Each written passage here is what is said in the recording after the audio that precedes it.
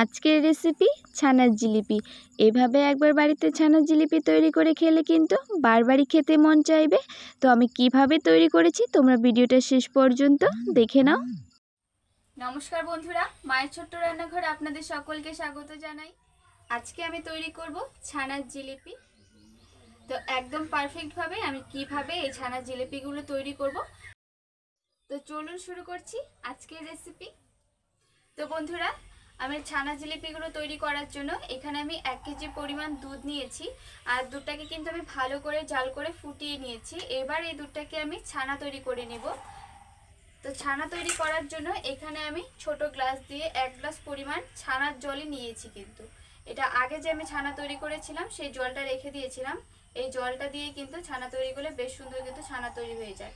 তো এবার গ্যাসের ফ্লেমটাকে একদম লো করে আমি এই ছানার জলটা দিয়ে দিচ্ছি।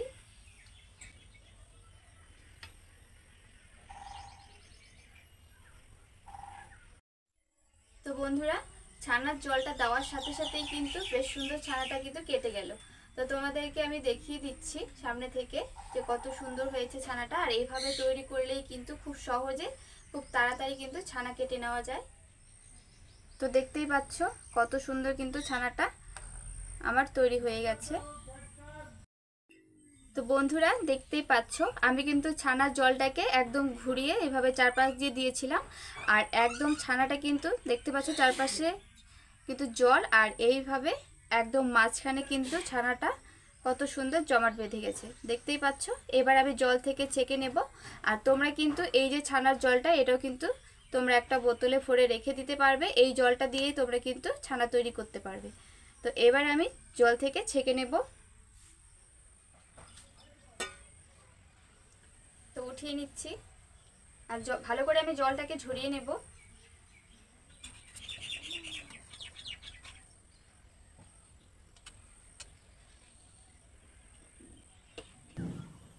তো বন্ধুরা, বেশ কিছুক্ষণ আমি এভাবে কিন্তু ছানাটা থেকে জলটা ছড়িয়ে নিয়েছি। তো এবার আমি ছানাটাকে একটু এভাবে ছড়িয়ে দিচ্ছি যাতে ছানাটা খুব তাড়াতাড়ি ঠান্ডা হয়ে যায়। আর তোমাদেরকে আমি জিলিপিগুলো বানিয়ে দেখাচ্ছি যে কিভাবে বানাতে হবে। তো বন্ধুরা, কিছুক্ষণ আমি ছানাগুলোকে হালকা একটু ঠান্ডা করে নিয়েছি, একদম কিন্তু ঠান্ডা করে নেইনি। আর এবার আমি একটা বড় পাত্রে নিয়ে নিলাম। এবার এর মধ্যে আমি দিয়ে দিচ্ছি 1 প্যাকেট গুঁড়ো দুধ।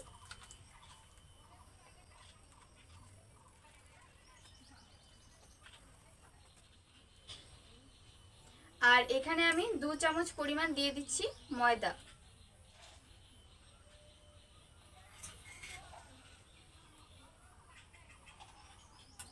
আর আমি এর মধ্যে দিয়ে দিচ্ছি 1/2 চামচ পরিমাণ বেকিং পাউডার। আর এখানে আমি দিয়ে দিচ্ছি বেকিং সোডা। আমি যতটুকু পরিমাণ বেকিং পাউডার দিয়েছি তার হাফ কিন্তু এখানে আমি বেকিং সোডা দিয়েছি। এবার আমি সবকিছু ভালো করে মিক্স করে এই ছানার সাথে কিন্তু মেখে নেব। আর একদম কিন্তু বেশিক্ষণ সময় নিয়ে মাখার প্রয়োজন নেই। তো আমি তোমাদেরকে দেখিয়ে দিচ্ছি যে কী পরিমাণে এটাকে মাখতে হবে।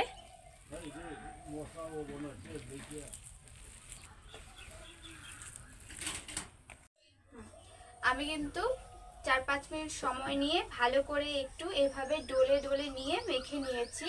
সমস্ত উপকরণ একসাথে ভালো করে মেখে নিয়েছি। আর দেখতেই পাচ্ছ একটা কিন্তু ডোয়ের মতো তৈরি হয়ে গেছে।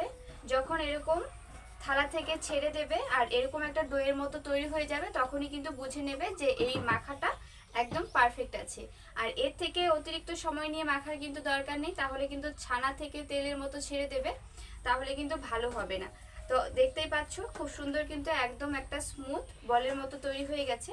এবার আমি হাতে একটু ঘি নিয়ে ভালো করে মেখে 2-3 মিনিট মতো রেখে দেব। তারপর তোমাদেরকে বানিয়ে দেখাবো যে কি করে জিলিপিগুলো তৈরি করতে হবে।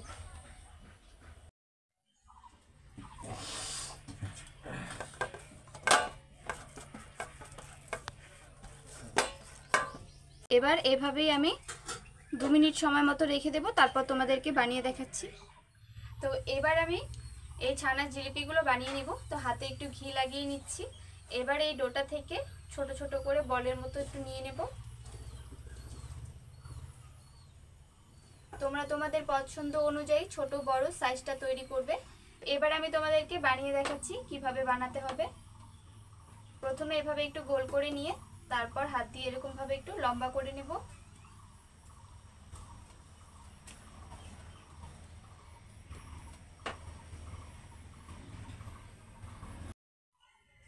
তো আমি এরকম একটা লম্বা মতো বানিয়ে নিয়েছি।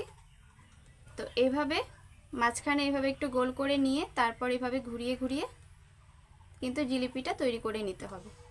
এভাবে ঘুরিয়ে এই যে সাইডের অংশটা এবার এটা এইভাবে মাঝখানে আমি আটকে দিচ্ছি। তো দেখতেই পাচ্ছ একই রকম ভাবে কিন্তু আমি তোমাদেরকে আরেকটা বানিয়ে দেখাচ্ছি।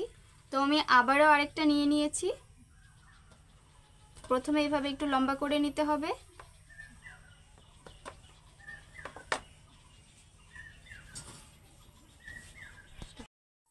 তো আমার লম্বা করে নেওয়া হয়ে গেছে। আবারও এভাবে একটু ঘুরিয়ে গোল করে নিচ্ছি। তারপর এইভাবে নিয়ে এসে এইভাবে লাগিয়ে নিলেই কিন্তু হয়ে যাবে। ভালো করে লাগিয়ে নিতে হবে যাতে ছেড়ে না যায়। তো এবার আমি একই রকম ভাবে কিন্তু সবগুলো তৈরি করে নেব। তো বন্ধুরা আমার কিন্তু সবগুলো বানিয়ে নেওয়া হয়ে গেছে।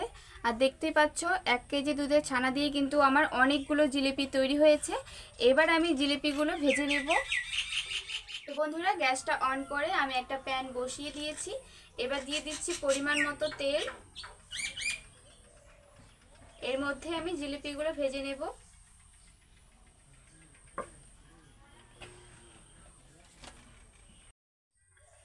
তো বন্ধুরা তেলটা কিন্তু হালকা করে একটু গরম করে নিয়েছি। এবার এর মধ্যে আমি জিলিপিগুলো ছেড়ে দিচ্ছি। আর তেলটা অতিরিক্ত গরম করা যাবে না, যাতে একদম এরকম জিলিপিগুলো দেওয়ার সাথে সাথে হালকা একটু বুদবুদ করতে শুরু করে। তো সেই পর্যায়ে কিন্তু আমি দিয়ে দিচ্ছি।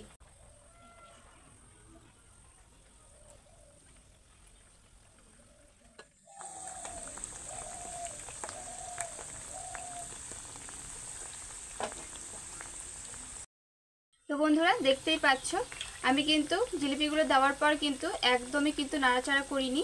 আর এমনি থেকে কিন্তু জিলিপিগুলো উপরের দিকে ভেসে উঠছে। তো এবার আমি উল্টে দিচ্ছি।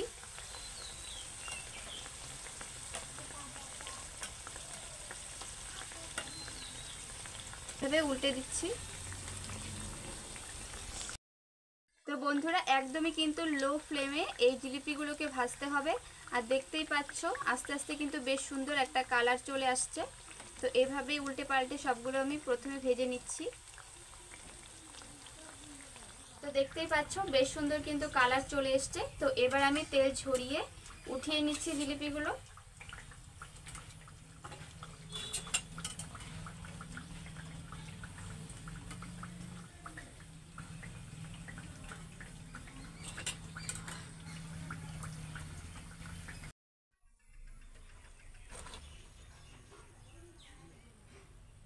তো বন্ধুরা এদিকে আমি জিলিপিগুলো ভাজতে ভাজতে চিনির শিরাটাও কিন্তু আমি তৈরি করে নেব। আর চিনির শিরাটা আমি এখানে 1 বাটি পরিমাণ চিনি নিয়েছি, দিয়ে দিচ্ছি চিনিটা। তোমরা তোমাদের জিলিপির পরিমাণ অনুযায়ী কিন্তু চিনিটা নিয়ে নেবে। আর 1 বাটি পরিমাণ আমি এখানে জল দিয়ে দিচ্ছি। আর এর মধ্যে কিন্তু আমি 2টো এলাচ দিয়েছি। এখানে আমি 1.5 বাটি পরিমাণ জল দিয়ে দিচ্ছি।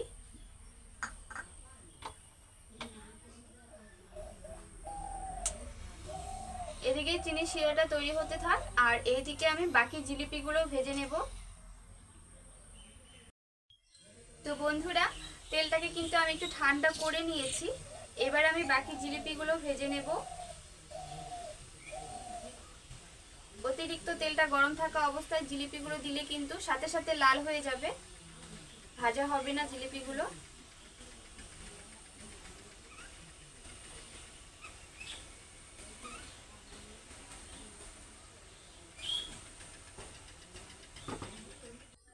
তো আমার সবগুলো ভেজে নেওয়া হয়ে গেছে। এবার আমি উঠিয়ে নিচ্ছি।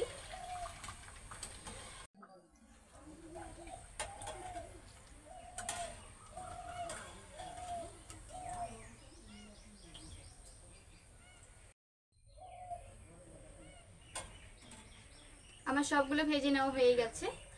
আর এবার আমি চিনির শিরার মধ্যে দিয়ে দেব। তো বন্ধুরা চিনির শিরাটাও কিন্তু গলে গেছে। আর এই চিনির শিরাটা কিন্তু ঘন করার দরকার নেই, যাতে চিনিটা গলে যায় এরকম পর্যায়ে কিন্তু হয়ে যাবে। তো এবার আমি গ্যাসের ফ্লেমটাকে অফ করে দিচ্ছি। এবার এর মধ্যে আমি ভেজে রাখা জিলিপিগুলো দিয়ে দিচ্ছি।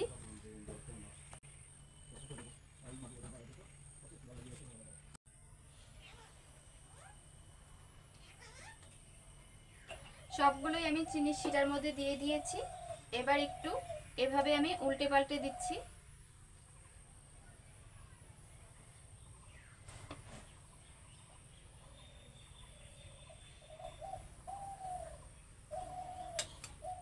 তো বন্ধুরা তোমরা তো দেখতেই পাচ্ছ আমি কিন্তু এই জিলিপিগুলোকে বেশ কিছুক্ষণ সময় এভাবে চিনি শিরার মধ্যে রেখে দিয়েছিলাম। আর এর মধ্যে শিরাটা ঢুকে কিন্তু দেখো জিলিপিগুলো কতটা বড় বড় হয়ে গেছে। আর খেতে কিন্তু অসাধারণ লাগে এভাবে তৈরি করলে। আর এই জিলিপিগুলো কিন্তু একদমই রসে ভরা। তো তোমাদেরকে আমি একটা কেটে দেখিয়ে দিলাম কতটা সুন্দর হয়েছে।